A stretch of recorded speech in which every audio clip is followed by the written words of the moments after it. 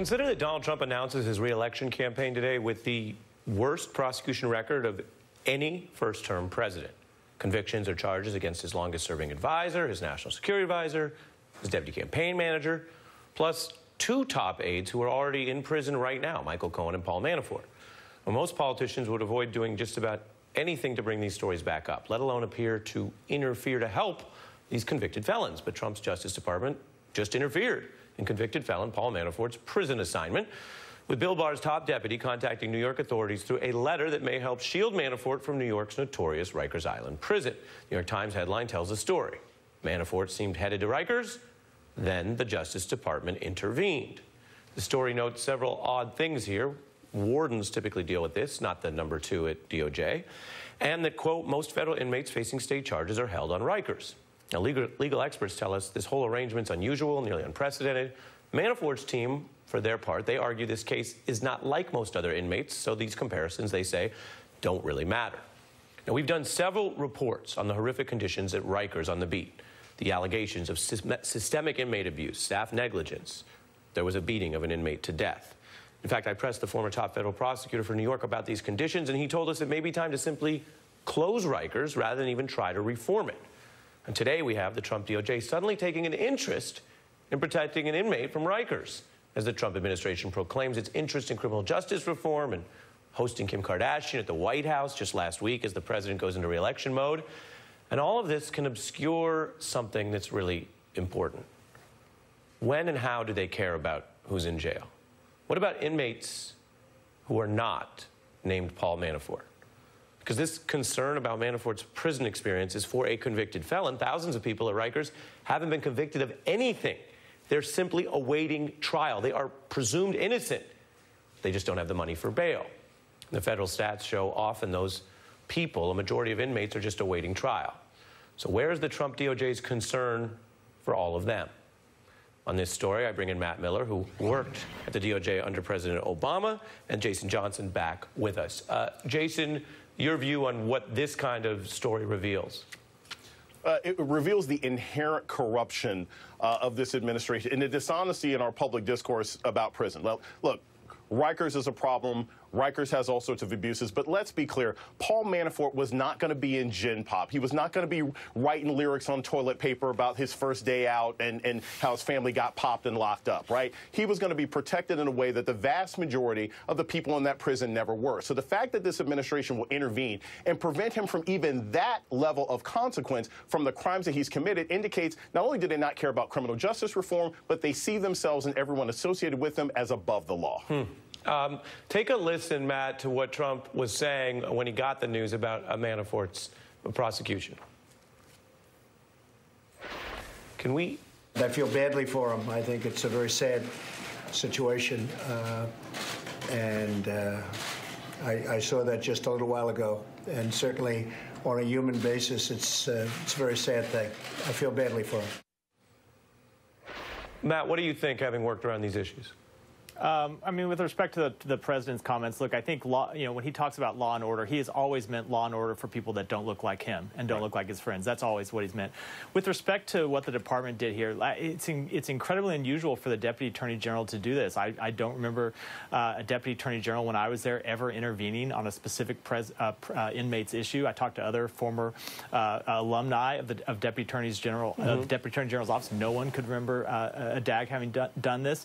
And look, it's not so much the question of whether he should be at the Metropolitan Correctional Center where he is now, which, by the way, I've been to. It's not Club Fed. It's not a pleasant place either.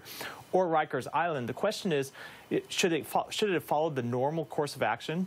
Should the Bureau of Prisons decided the issue the way they do for every other inmate who raises this, or should it have been escalated all the way to the number 2 official at the department?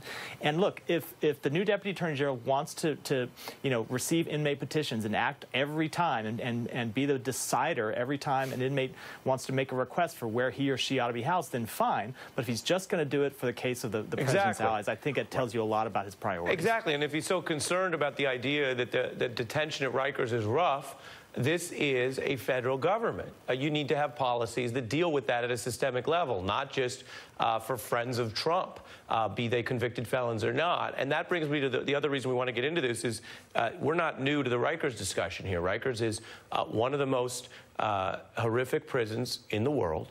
And it is a place that, I want to repeat this for viewers, it is a place that is holding many people who are innocent, presumed innocent legally. They're only there because they're poor. And so, as I mentioned in the lead, I want to play a little bit of Preet Bharara and I when we got into this, and whether it's time to even close this prison. Take a look, Jason. The prosecutor must care about the prisoner in the same way that the rich must care about the poor and the healthy must care about the sick, if that's the kind of world we want to live in. You're saying it may be time for New York's leaders to consider closing Rikers. Yeah, and I think people are discussing it. That's coming from a prosecutor who literally fills prisons, so that's bigger than just a criminal justice reformer. And so, Jason, how do we square this with, again, I'm not saying this to be negative. If Kim Kardashian was being invited to the White House for reforms that actually dealt with the whole system, then even people who are critical of Trump might say, okay, well, there's something coming out of it. But how do you view it when it seems so clearly slanted? Right. And Ari, this is a key point for centrists and liberals out there who are like, well, look at all the things that Trump has done with criminal justice reform, and you got to give him credit for that. This is a president who not only is more concerned about Paul Manafort, who is actually convicted of a crime, not being in a bad place. Remember, this is a president who takes innocent people at the border and says they can be put in former naval bases, in former bases that were used to intern people, from Japan. He has no problem with taking innocent people and putting them in cages and putting them in metallic blankets that look like Hot Pockets. So the idea that this president picks and chooses when people have to suffer, picks and chooses whose concerns and whose crimes and who's innocent should be treated properly by his federal government is indicative of his racial bias, his policy bias, and the blind eye of this entire administration to a lot of human rights. And Matt, while I have you as our DOJ person before we go, Hope Hicks testifying, your views of what's important that could come out of that? I think very little, to be honest. Look, the White House just sent a letter in the last few hours saying they're going to try, they're going to block her if she accedes, and I assume she will, as other White House staffers have, from talking about anything from her time at the White House. They're even going to try to assert executive privilege over her time during the transition, which is completely unprecedented. And there won't even be a kind of public shaming, which can be important in these instances because it's all done behind closed doors. They're going to release a transcript. I suspect we'll see very little. Look, we already know what she has to say. Anything damning she had to say, we've already seen in the Mueller report. So this was a little bit of kabuki theater already, and I think it's going to be very disappointing in the end. I'm gonna add Matt Miller. We keep a list right here. I'm adding Matt Miller to the list of people, including Brian Fallon, who you worked with at DOJ, and Neil Katyal.